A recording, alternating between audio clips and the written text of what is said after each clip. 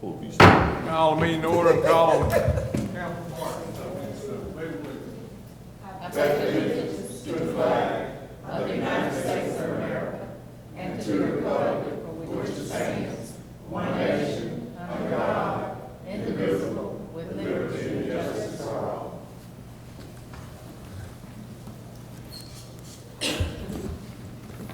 Call the roll.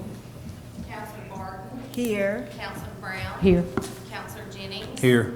Councilor Broughton. Here. Councilor Watson. Here. Mayor Lovelace. Here. We have a quorum to do business. And I have one item to add to the agenda. It'd be item K, which would be another proclamation. Say again, Mayor? I don't get what, man? It'll be another proclamation, item K. Okay. 5K. Approval of the August 29, 2022 regular meeting minutes. Mayor, I offer a motion to approve the minutes of our last meeting. Second. I have a motion by Councilor Watson, a second by Councilor Barton to approve the August 29th, 2022 regular meeting minutes. Is there any discussion? Hearing none, Councilor Barton. Yes. Councilor Brown. Yes. Councilor Jennings. Yes. Councilor Broughton. Yes. Councilor Watson. Yes. The minutes for August 29th, 2022 are approved. First item under new business is approve accounts payable for August 2022. Motion to approve accounts payable for August 2022. Second. I have a motion by Councilor Barton, a second by Councilor Broughton to approve accounts payable for August 2022. Is there any discussion? Hearing none, Councilor Barton. Yes. Councilor Brown. Yes. Councilor Jennings. Yes. Councilor Broughton. Yes. Councilor Watson. Yes. The accounts payable for August 2022 are approved. The next item is our employee of the quarter, and I call on Lynn Likely to present it. Hi. Good afternoon. Good afternoon. Well, it's actually almost 12 years today that Lynn Walker started at the Brewton Public Library, which she entered soon after she realized, in which that's her picture, of course, soon after she realized that she entered a jam-packed world of adventure. Now, when Connie called me, it was hard for me to decide who to elect for this honored position, which I told her all of my employees are great at what they do. All of them shows great qualities of dependability, flexibility, knowledge about the library and what we do, their friendliness and courtesy to our patrons, helpfulness. But all of these qualities, Lynn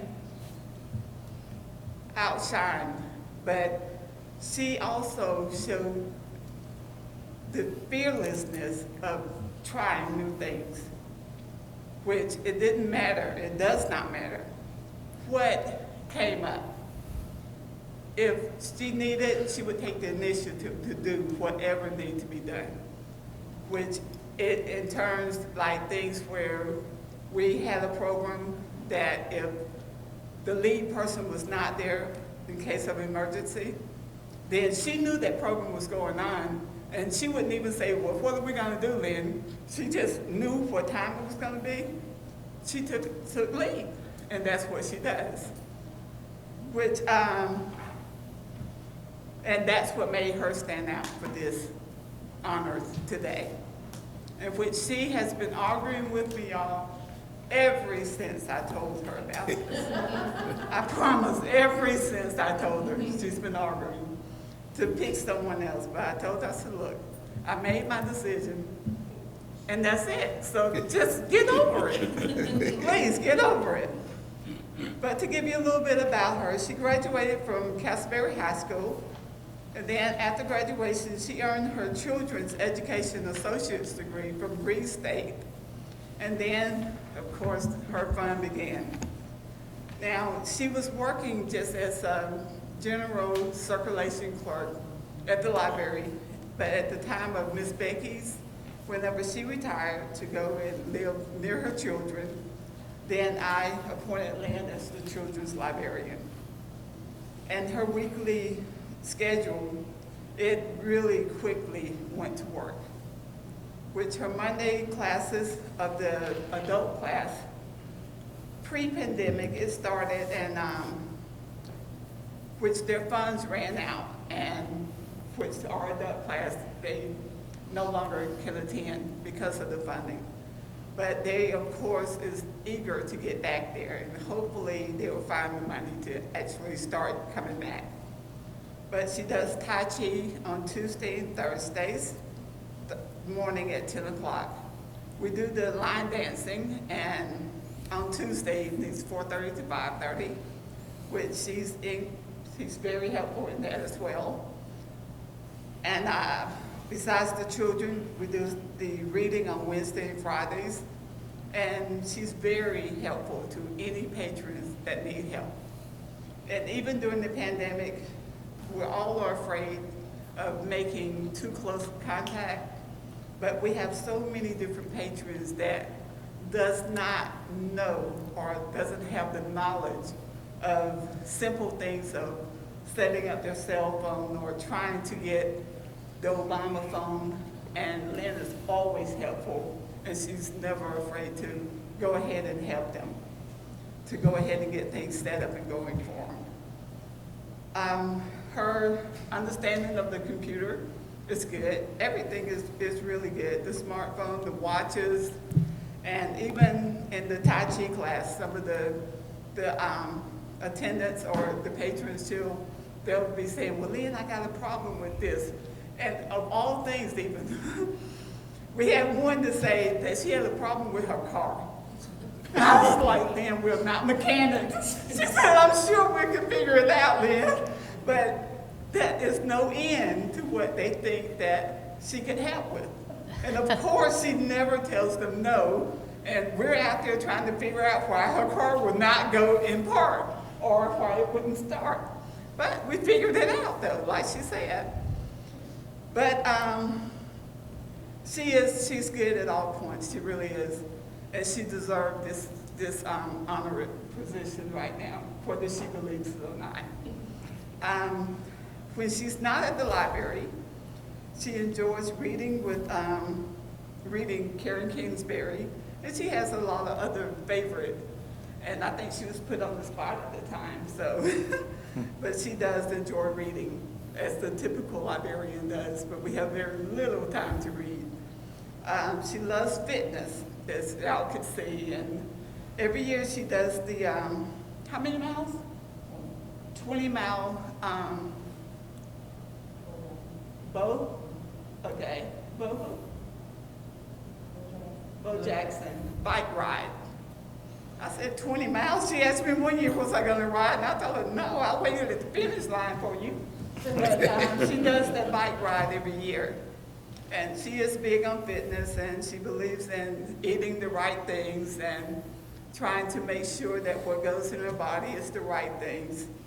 She takes spin class at the local gym at the Watt, and she also does the 10-mile bike ride as well. She has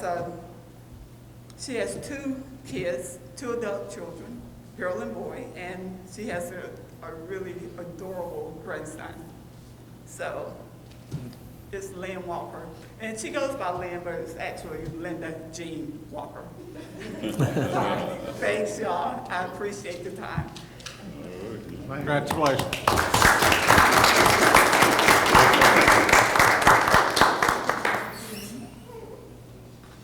Would you like to say anything?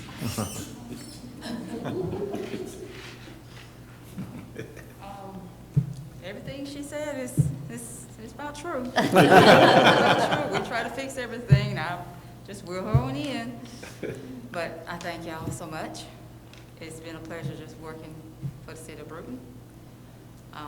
Thank you. Thank you. Then y'all are welcome to stay to the end, or if you'd like, you might want to leave now.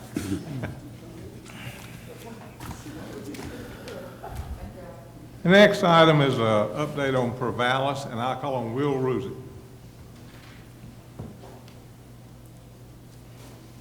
Thank you, Mayor, Council. As always, I certainly appreciate the opportunity to be able to come up and talk to you a little bit about where we are and maybe where we're heading, some of the things we're thinking about as we look into the future, and thought, you know, as we've now settled into this beautiful building downtown, would be a good time to come back and just give you an update on where we are. So first off, we are sitting at 216 employees. I look back, it was about this time last year, we came up and kind of updated you on where we were. We were sitting at about 150 employees. And most of that was due to the fact that we just had space constraints. And so a lot of this growth, or the majority of the growth, was done late last year and into this year. So that is a result of being able to have that space now open up and begin hiring again. So, you know, 216, we would like to see that number at around 300 early next year. 450 employees total. That's across 3 centers now. That is just on the Prevalis side. And then I put some economic impact numbers up here. You know, being in economic development, you know, we used to run these models, and I think you could run them with 2 or 3 different services, and you would get several different numbers and outputs, and it's based on ratios and algorithms. But one number up there, you know, is pretty solid, and that's compensation. And so this is based on 200 to 250 jobs, and you're looking at $16 million in just direct compensation that's coming into your community. And that's what job growth does, and that's what we're excited about.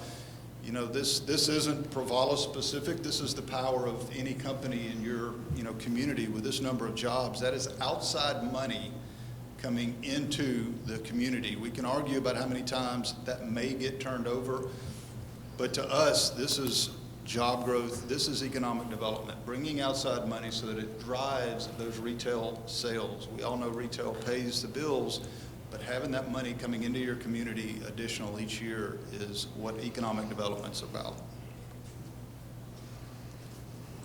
A little bit about what we're doing in the community as we continue to grow and find partnerships in our community. Backpack Buddies, you know, this is something we have a passion for, as we've discovered many food insecure children in our community. And we just think that there's something we can do about that. We've taken this program into each of our other communities and began to work with schools to help identify those children that may not have adequate food at home. And so we help pack those bags. We support it financially. We have a packing place on site where we actually will pack bags and take them to Backpack Buddies so that they can get this food into the kids' hands. Supporting local media, we are running a series of ads. We think it's important to support local media, and so you will see these ads as we continue to support those in our community. Football program ads, you'll see us in the ads, the football, the bands, as we help support these local high schools. You'll start noticing our name there.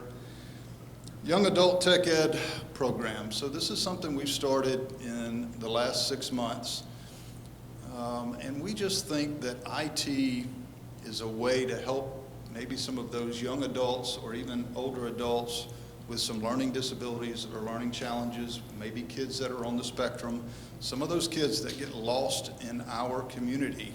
We think IT can provide a way to create some independence for those kids. We now have 2 young adults in this program. One of them moved down from Atlanta, is renting a house here locally.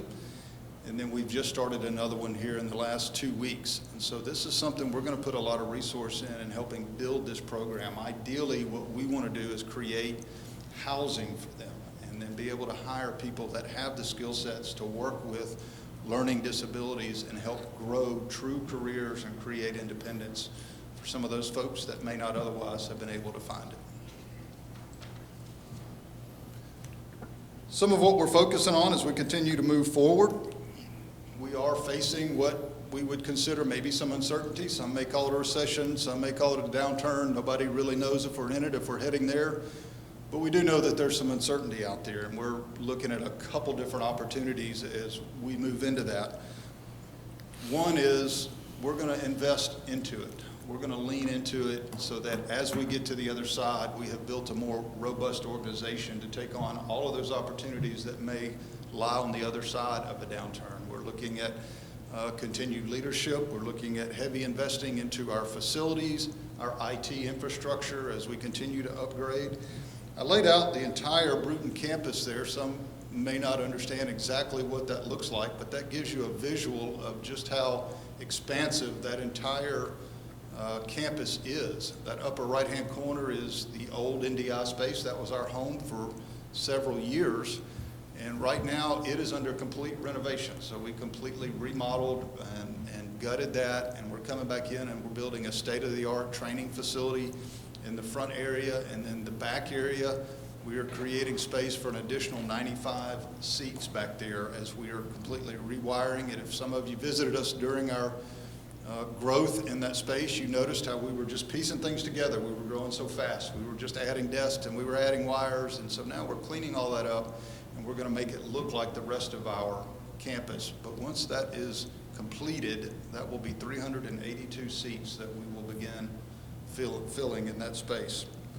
Investing in national leadership, we know that as we continue to grow, we're doubling almost every 14 months right now, and as we continue to do that, we know that what got us here is not what's going to take us there. We have got to continue to invest in leadership, and so we're going to do that as we continue moving forward. Career pathing and employee growth, this is something, extremely important to us as we continue to bring folks into IT careers. These are entry-level IT, but that's not where we want them to stay. We are investing in processes and procedures and programs so that when they come in entry-level, we're giving them the resources to continue to advance their career and move up the ladder and have a sustainable career. Client selection, we are finally getting to the point now where we can be selective in our clients. 2-3 years ago, if folks were willing to talk to us and wanted to invest and partner with us, we were willing to talk. And right now, we have grown to a position that we're able to be selective in the clients we choose to do business with. And that's a good position to be in, because we're looking for cultural fits, we're looking for pricing fits. We want to make sure that this is a sustainable partnership as we move forward. So we're going to continue to focus on client selection. Community partners is extremely important as we continue to look for those partnerships in our community. We want to continue to further invest in local high schools and local children's programs as we continue to grow and bring IT to the forefront. A couple of the challenges we are looking at as we continue to move forward: housing. I don't think that that's any secret. It's something we talk about every day, and it's certainly not a Brewton issue. This is a rural America issue, but housing is a challenge. I get hit almost daily. I mentioned career pathing, and our employees are now starting to look at wanting to purchase housing and move up or move out. And so having those options available is extremely important. We have a new leader that started with us today, and she is moving from North Carolina. And so wanting to make sure we have options for those leaders that we move into the community, we want them to be able to move here into this community. So housing at, certainly the middle class level continues to be a challenge. Recruiting, always a challenge. A company that's growing, at the rate we're growing is just always going to be a challenge. We have kind of moved out of that honeymoon phase now. We are just a company here, so we're fighting for people just like everybody else in this community, and so we've got to continue to be strategic and be forward-thinking in how we recruit, and we certainly appreciate, the partnership in that regard. The city's always been there, what we call to help ask, promote, and help us in any way possible, so that'll continue to be a challenge.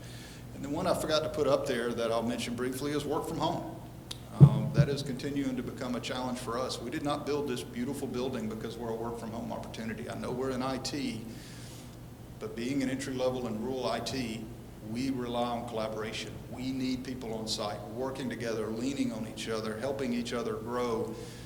And we pay hundreds of thousands of dollars for our IT infrastructure, and we have millions of dollars in cybersecurity protection over that infrastructure. And when folks go home on residential grade internet, it doesn't work with what we're doing with our companies. When we commit to 0% downtime for cybersecurity issues, we can't do that on residential internet. So, that always becomes a challenge, the work from home, and a lot of companies are offering that. Just an example of some of the work we, continue to do and grow within the facility: network monitoring, help desk, CX, cybersecurity, project management. We're doing more software development now as we continue to grow, but that just gives you an idea of how we're career pathing and all of the opportunities that, when somebody comes into our organization, there are many different directions they can go, and as they learn what some of these are, they get to begin to choose what direction they want to go, and we can customize training for them. A couple names there of some of our clients that we continue to support right here in this facility, and what's exciting is that executives from every one of those companies have been here, been in this community, and they continue to come to this community. Matter of fact, 2 weeks ago we had executives from Major League Baseball as a company we're looking to partner with here pretty quick. So, having all of them visit and experience this community is extremely important to us. Just a visual here on a few of the communities and some of the festivities and activities we're doing in other communities. You'll see Jasper, Texas, Brewton, Manning. We were in Manning last month and we moved into our new building. We were in a temporary facility there for about 2 years. COVID really got us there, but we have completed that building and moved into that building and had our ribbon cutting last month. And then the last one you'll see there, I'll talk about in just a second, is Tahlequah, Oklahoma. So we are announcing our next center, and we'll actually make it official next week, in Oklahoma. And what is exciting to me about that is it all started right here. Brewton is the story. When we go into each of these communities, it is about Brewton. Brewton took that chance. Brewton was where we got our start. It's where our home. And each of those communities have sent representatives into Brewton to come learn a little bit more about us, learn a little bit more about Brewton, learn a little bit more about why we chose Brewton as our home. And so it's exciting to have them in here and have them experience Brewton. We probably had 60 people from Oklahoma over about a 4-day course come through Brewton, and it was overwhelmingly positive when they came into this community. As a matter of fact, if you ever find yourself in Cushing, Oklahoma, you will find Brewton blueberry cheesecake on the menu in downtown Cushing, Oklahoma. And it came from Miss Deborah at the Holly House. They stayed up late one night comparing recipes, and he took it home, and I went to Cushing and I had the blueberry cheesecake from Brewton, Alabama. It's pretty exciting.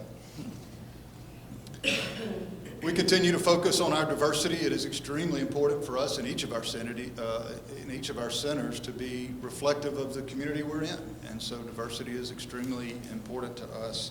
And as you know, we have a heavy focus on our veteran and military. So you can see it 18% veterans, 60% military. So a family member or somebody in their household is in the military. 56% women. That number just continues to skyrocket, and some of us men at the company are always a little concerned as that grows, but maybe we'll have a job. IT overall with women is less than 5%. So to have an IT company at 56% women is almost unheard of and pretty exciting. As some of you may know, about a year ago, one of our founders passed away, Todd Black. He actually was a founder of the company Optimi, which has since spun off Prevalis. But in his honor, we started a foundation. And so we are on a mission to give back through that foundation in our communities. And so we have identified opportunities, and most of them are going to be children focused, for us to be giving back on those, because he was a guy who loved children, and he's at the heart of just about everything we do in this company. And so in his honor, we have created this foundation. And so you can see some of the donations. We packed some food for kids there. That's at the Manning ribbon cutting. And then the STEM work that we're doing through the foundation, some of you know here that we partner with Marcus Hall, and we have created a program. We meet every third Saturday at the Fisher Center, and we learned about STEM, and then of course we brought some coding and some software development in that, but we are formalizing that partnership with Marcus. We're working with him right now to help identify, in a perfect world, what would your program look like? And we want to be the resource behind that. And so that's looking like robots, drones, heavier use in the computers and true development of computers that each of these kids can begin to take home. So we're looking at some pretty heavy investments to really formalize that partnership. And that's, again, started here in Brewton. And so we're taking that concept into each of our communities because we think it's important to follow through on that STEM and reach those kids and help them start learning at a young age, because as we all know, it is the future. And so, again, another program we're excited about. And then the last one, as I mentioned, we are opening in Tahlequah. And so we're excited to continue to see our growth. Tahlequah, just like all of our other communities, we base everything on Brewton. We look for that home feel. We look for a lot of the characteristics that we found right here in this community when we chose it for our home. And so we base everything, and we have found another community in Tahlequah. So we're excited about that as we continue to grow. Any questions that I can answer on where we are? Thank you. I just want to say that's a very impressive presentation, and Yes, good. I've had numerous opportunities to go through your facility, and you have some very wonderful employees I've had the opportunity to meet. So, appreciate you coming today. Does anybody have any questions for Will? Thank you, Mayor. A lot of smart folks down there. I'm not one of them. I'm just happy to be associated with them. But as always, we appreciate everything you do in this community, and we're proud to call this our home.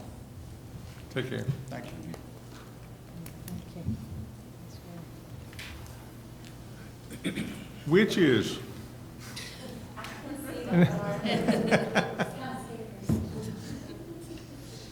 I'll be short and quick. This year we decided we would like to do the Witches Ride again along with the Full Moon Festival, so it kind of is on the same day, on October 29th at 3 o'clock. We will do the same route if allowable, which starts kind of at the high school near the field house, and then you go into Escambia, and then North Street, going towards Bevel, and then down Bevel and end at the mural. It's composed of, we would like to have mainly bikes, but a lot of golf carts and side-by-sides have shown tons of interest, and I tried to limit those last year, but I also hated taking away funds that could help families out, so I just decided to open it up. So that's about it. I see the first year we had 80, and I think we doubled the amount of people that we had last year. I think we raised $3,000 the first year, and last year we raised $6,000. So my goal is just at least raise 6 or more, because I think that's amazing for just a group of women and some men who want to dress up for Halloween as witches and warlocks and act a little crazy going down Bevel for a little entertainment. So I need a motion for a partial closure of Belleville Avenue for the Witches Ride on October the 29th. I make a motion that we approve the closing of a portion of Belleville for the Witches Ride on October the 29th. Second? I have a motion by Counselor Jennings, a second by Counselor Brown to approve the partial closure of Belleville Avenue for the annual Witches Ride on October 29th. Is there any discussion? I had a question. The money you raised, where does it go? well, it helps people. We started out with people who have been diagnosed with cancer and their medical bills, Awesome. because they also have the emotional side of it that we're going to try to help somewhat with the money side of it. And this year they've decided, I never choose or go towards people. People just come to me and ask if we can ride for someone. And I kind of reach out to different groups that do ride, that are all friends, because I want to make sure that we kind of expand. We don't try to focus on one group. But I had several people want to ride for Darby Black this year who had been in a car accident and he needs a new bathroom. Awesome. So, Okay. thank you. Good. Any further discussion? Thank y'all for your support. Hearing none, Counselor Barton? Yes. Counselor Brown? Yes. Counselor Jennings? Yes. Counselor Broughton? Yes. Counselor Watson? Yes. The Witches' Ride is approved. Thank you. Next item is to approve the 2022 Homecoming Parade on Friday, October the 7th, from 2 p.m. to 2:30 p.m. I make a motion, we approve the 2022 Homecoming Parade for T.R. Miller on Friday, October the 7th, at 2 o'clock. Same parade route, I'm assuming. Yeah. Second. I have a motion by Counselor Jennings, a second by Counselor Broughton to approve the 2022 Homecoming Parade. Is there any discussion?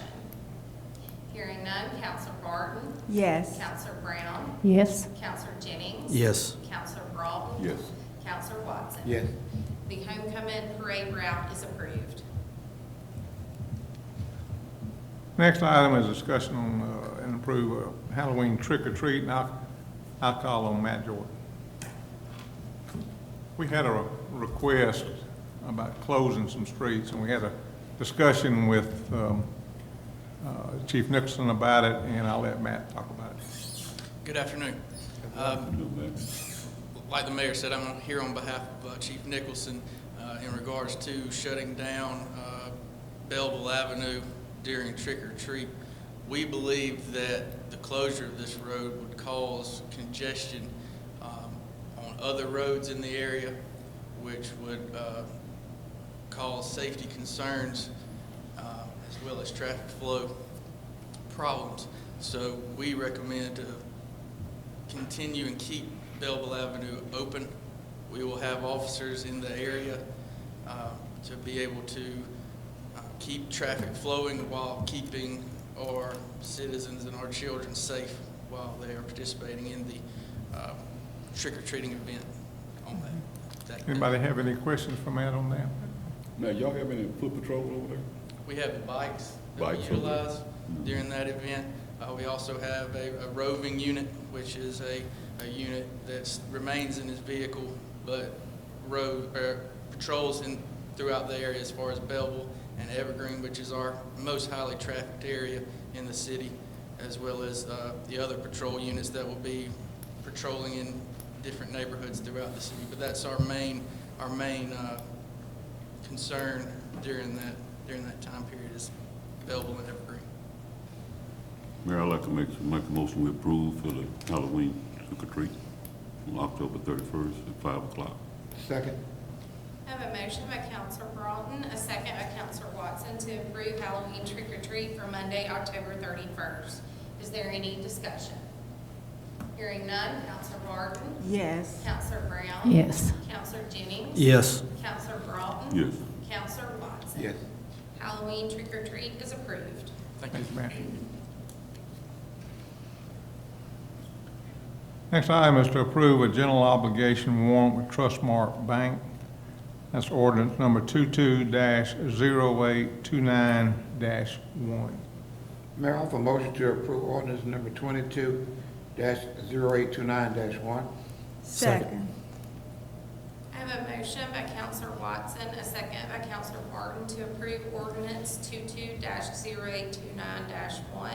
Is there any discussion?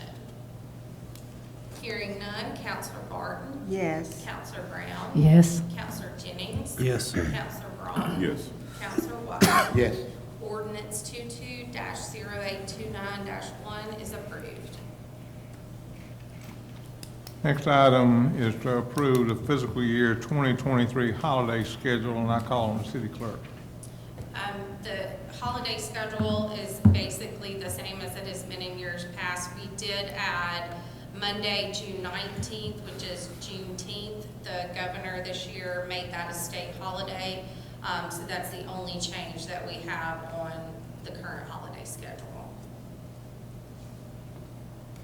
Motion to approve the fiscal year of 2023 holiday schedule. Second. I have a motion by Counselor Barton, a second by Counselor Watson to approve fiscal year 2023 holiday schedule. Is there any discussion? Yeah, I got one question. On New Year's Eve, that's that Friday before New Year's, but we're celebrating it Monday also. So we close 2 days? Yes, sir. It's been that way for the last several years, New Year's Eve and New Year's Day. And then there's a clause in our policy if it falls on a Friday or, if the holiday falls on a Saturday or Sunday, whether or not you take it on a Friday or a Monday. Okay. Any further discussion? Counselor Barton? Yes. Counselor Brown? Yes. Counselor Jennings? Yes. Counselor Broughton? Yes. Counselor Watson? Yes. The fiscal year 2023 holiday schedule is approved. Next item is to approve municipal arraignment and municipal court dates for 2023. Call on City Clerk again. Counselors, you have a list for your arraignment dates and your court dates. I've got them on the screen. This is just something that we pass each year, and we can pass them both at once. We don't have to do separate motions. Mayor, I make a motion to approve the municipal arraignment date and the municipal court date for 2023. Second. I have a motion by Counselor Broughton, a second by Counselor Jennings to approve the municipal arraignment and court dates for 2023. Is there any discussion? Hearing none, Counselor Barton? Yes. Counselor Brown? Yes. Counselor Jennings? Yes. Counselor Broughton? Yes. Counselor Watson? Yes. The arraignment and court dates are approved. Next item is to appoint a committee member for the Tree and Beautification Board. That's a mayoral appointment, and I reappoint Therese Sheehan. The next item is a proclamation submitted by the Daughters of the American Revolution. Proclamation. Whereas the Constitution of the United States of America, the guardian of our liberties, embodies the principles of limited government and a republic dedicated to rule by law, and whereas September 17, 2022 marks the 235th anniversary of the framing of the Constitution of the United States of America by the Constitutional Convention, and whereas it is fitting and proper to accord official recognition to this magnificent document and its memorial anniversary, and to the patriotic celebrations which will commemorate it, and whereas Public Law 915 guarantees the issuing of a proclamation each year by the President of the United States of America, designating September 17th through the 23rd as Constitution Week, now therefore I, Yancey Lovelace, by virtue of the authority vested in me as mayor of the City of Brewton, do hereby proclaim the week of September 17th through 23rd as Constitutional Week, and I ask our citizens to reaffirm the ideals of the framers of the Constitution had in 1787 by vigilantly protecting the freedoms guaranteed to us through this guardian of our liberties. And witness how I've hereto set my hand, Mary Yancey Lovelace. No further business. The meeting is adjourned.